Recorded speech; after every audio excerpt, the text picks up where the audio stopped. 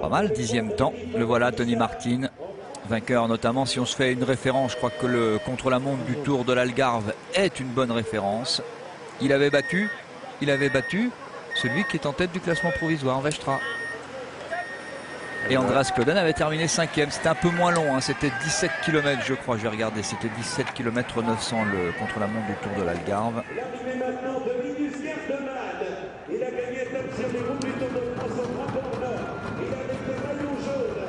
Gardeman qui en termine. Ouais, pas mal quand même, hein, Linus Gardeman qui porte désormais ce maillot, hein, Team Léopard. Après un hiver où beaucoup, je n'ai pas regardé complètement, mais c'est un des hivers où il y a eu le plus de changements et de transferts. Si on doit employer un mot classique à cette époque, en tout cas beaucoup de coureurs ont changé de maillot, changé d'équipe, changé de statut aussi pour certains. Peut-être par exemple Tony Martin qui va devenir un leader potentiel sur les courses à étapes, même le Tour de France pour l'équipe HTC Columbia qui a une partie très au point en ce qui concerne les classiques, une partie très au point bien sûr en ce qui concerne les sprints avec d'un côté Marc Cavendish qui prépare Milan-San Remo en ce moment. C'est la 3e étape de Tirreno Adriatico avec aussi Mathieu Goss, vainqueur d'étape ici à Nuits-Saint-Georges sur ce Paris-Nice, qui prépare l'avenir aussi avec de jeunes coureurs très talentueux et qui possède sans doute là un coureur de très grand talent. 10 ans d'écart entre Tony Martin et Andreas Klöden.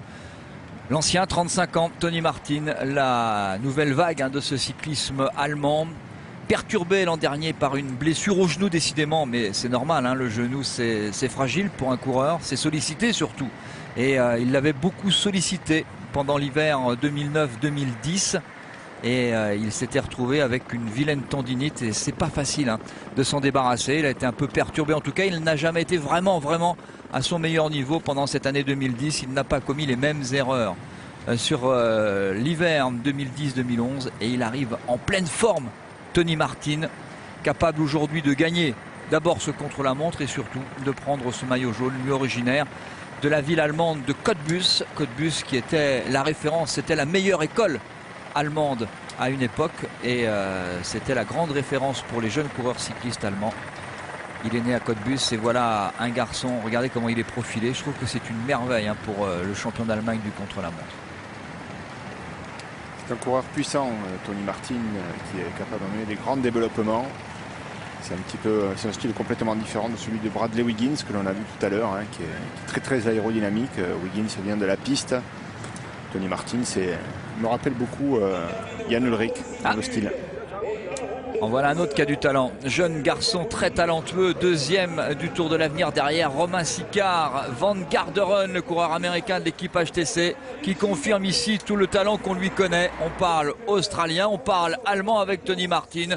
Mais l'avenir, ce sont en tout cas dans le contre-la-montre, peut-être bien les coureurs américains avec des garçons comme Talinski, avec des garçons comme Van Garderen. Oui, Thierry, une information quand même. Van Garderen est revenu. Vous avez certainement vu, Thierry, que Tony Martin est bien sur les tableaux de marche qu'il prévoyait. Il est bien en marche pour aller essayer de ravir le maillot jaune.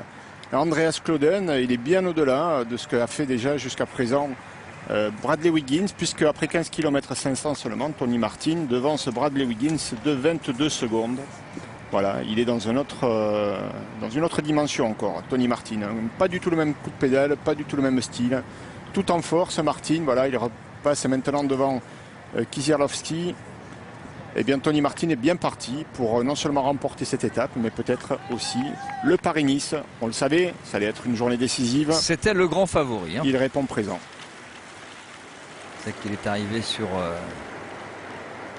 ce contre-la-montre et ce Paris-Nice en grande forme. Le profil lui convient parfaitement, alors que voilà un garçon dont on parle beaucoup, c'est Jürgen van den Broek, qui a un petit peu de mal en Belgique à se faire une place parce que Philippe Gilbert domine surtout par ses victoires dans les classiques. Mais rappelons qu'il a été le meilleur Belge sur le dernier Tour de France, qu'on a beaucoup d'ambition pour lui. Mais bon, on va dire que c'est le début de saison pour lui, parce qu'on ne l'avait pas beaucoup vu ces derniers temps. On le cherchait un petit peu tout au long de la semaine, mais là, comme l'on dit, il en a pris une vraie claque, alors que Robert Kieślowski s'accroche Bien sûr, il en a le droit, hein, il y a une distance réglementaire à respecter, mais tente de s'accrocher. Il y a une différence, hein, il y en a un qui relance en danseuse, il y en a un qui ne bouge pas de sa selle. Tony Martin en train de dominer ce contre-la-montre de 27 km entre Rognes et Aix-en-Provence, capitale de la Provence, qui s'étend sur 18 600 hectares, 137 000 habitants et qui accueille près de 800 000 visiteurs par an, dont plus de 250 000 étrangers. Tiens, en voilà un, il est belge, Maxime Montfort, 17e temps pour cette nouvelle équipe Léopard. C'est la 6e étape de Paris-Nice 2011, une étape originale puisque c'est un contre-la-montre. Vous savez que cette année, pour la première fois depuis 15 ans, il n'y avait pas de prologue dans ce Paris-Nice. On a préféré glisser en ce vendredi un contre-la-montre de 27 km et une bagarre à distance entre un maillot jaune allemand, 35 ans, Andreas Klöden, et un jeune garçon talentueux de 25 ans, Tony Martin, le champion d'Allemagne du contre-la-montre, qui est en train d'écraser ce contre-la-montre avec un Roman Kreuziger qui lui sera loin dans ce contre-la-montre. Ça, c'est une mauvaise surprise pour l'équipe Astana. Oui, c'est pas une bonne nouvelle en tout cas, mais c'est vrai que Roman Kreuziger, c'est un bon grimpeur surtout, c'est un coureur qui est performant sur la récupération dans les courses à étapes plutôt longues, comme le Tour d'Italie. Ça pourrait être un coureur intéressant également pour le Tour de France, pour l'équipe Astana. Et le contre-la-montre, c'est pas franchement sa spécialité. Donc aujourd'hui, il est bien moins à son avantage qu'il ne l'était hier sur les pentes du col de la Mure. Voilà.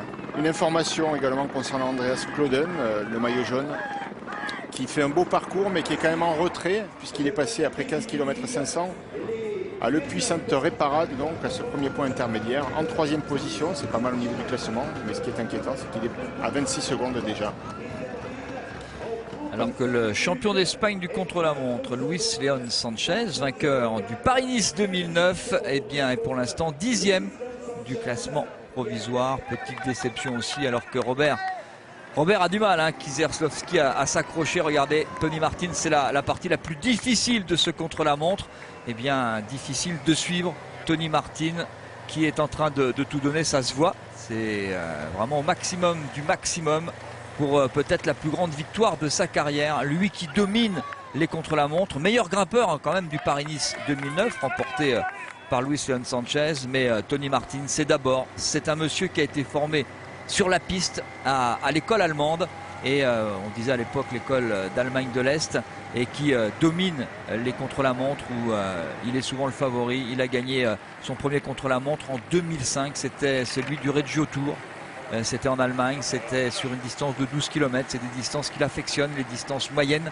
En 2007, il avait gagné le contre-la-montre du Tour des Ardennes avant de s'imposer en 2008 à la fois sur le prologue du Ster Electro Tour. Il avait gagné, on s'en souvient, ça va faire plaisir aux organisateurs français, le contre-la-montre du Tour de l'Ain en août 2008, avant d'enchaîner avec le contre-la-montre du Tour d'Allemagne en septembre 2008.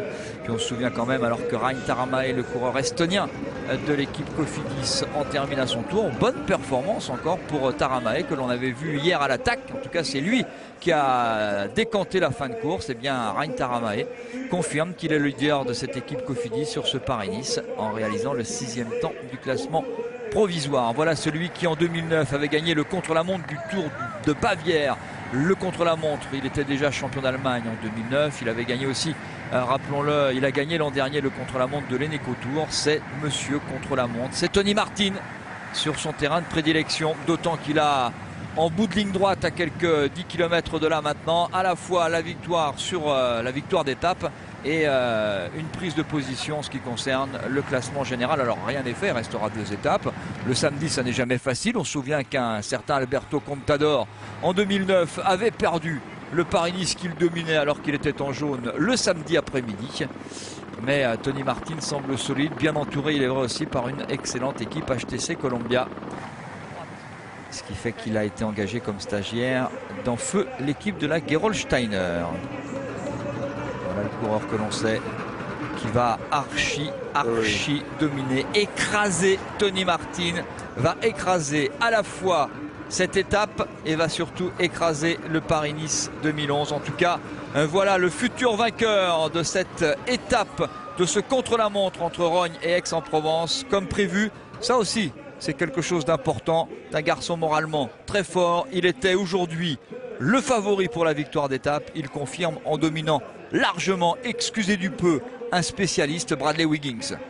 Je vous disais, hein, il a été le coéquipier modèle, le capitaine de route de Jan Ullrich. C'était avec le maillot rose de la T-Mobile. D'ailleurs, c'était avec ce maillot qu'il avait gagné le Paris-Nice 2000. Ensuite, il a été pendant un moment aussi le capitaine de route de l'équipe Astana avec Alexandre Vinokourov avant d'être complètement aux côtés de Lance Armstrong. Et il a gagné de belles courses, hein, je l'ai dit, Paris-Nice en 2000. La même année, il avait gagné le Pays Basque. On rappellera qu'une année il avait fait l'impasse sur Paris-Nice, il avait gagné en 2007 Tirreno Adriatico, le Tour de Romandie en 2008. Et puis on n'oubliera pas qu'il a terminé deuxième du Tour de France en 2004 et deuxième du Tour de France 2006 après le déclassement de Floyd Landis. Voilà, fin de ce contre-la-montre entre Rognes et Aix-en-Provence avec l'arrivée du maillot jaune. Il s'est survolté, mais on sait que c'est un spécialiste. 4e temps pour Andreas Klöden, loin de celui qui a dominé aujourd'hui, Tony Martin. 10 ans d'écart entre les deux hommes. C'est une forme de passation de pouvoir, mais ça n'est pas une surprise. Le champion d'Allemagne du contre-la-montre qui a largement dominé aujourd'hui ces 27 km. Tony Martin qui devance l'anglais Bradley Wiggins, l'Australien Richie Porte, Andreas Klöden. 2 Allemands dans les 5 premiers, terminent 4e et confirmation. La performance aujourd'hui de Jean-Christophe Perrault qui termine 5e. Mais tenez-vous bien, quand on est 5e, on est à 55 secondes du vainqueur de cette étape, Tony Martin. Et regardez, à partir de la 7e place, on est au-delà d'une minute. C'est-à-dire qu'il a mis le 7e à plus de 1 minute, 1,05. Et regardez, 1, 2, 3 coureurs américains dans les 10 premiers. Mais domination, plus que ça même. Tony Martin qui a, Laurent Jalabert, survolé, on peut le dire, survolé ce contre-la-montre qui arrive ici à Aix-en-Provence. On regarde son parcours entre le départ, les 27 km et son arrivée ici à Aix-en-Provence, la ville de Paul Cézanne. Paul Cézanne qui est né et mort ici à Aix-en-Provence. Il est sans doute avec son ami Zola le plus célèbre des Aixois, puisque Émile Zola est arrivé ici à Aix-en-Provence à l'âge de 3 ans. Ça, c'est pour faire plaisir à Jean-Paul Olivier, mais j'en ai pas son talent.